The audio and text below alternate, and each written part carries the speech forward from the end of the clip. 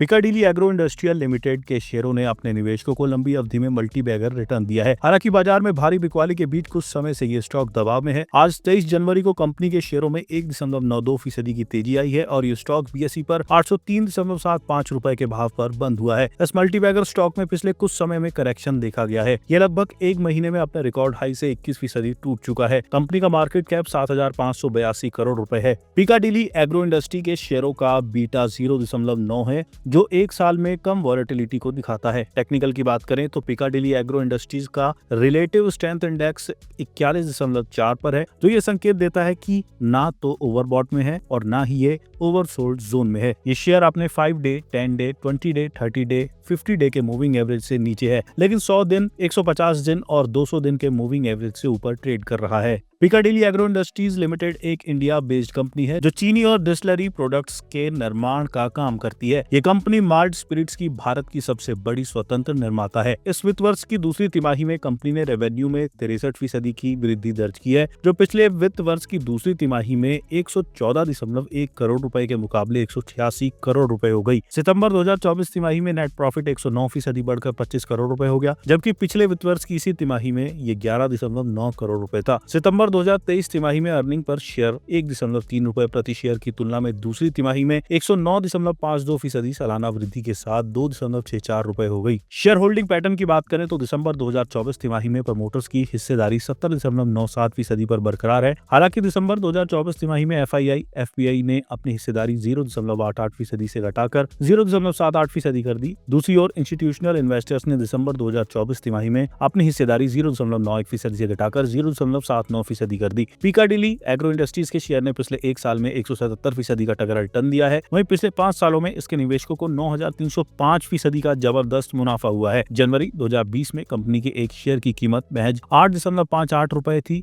जो कि आज के समय में बढ़कर 803.75 रुपए हो गई। यानी 5 साल में निवेशकों का पैसा 73 गुना से अधिक बढ़ा है।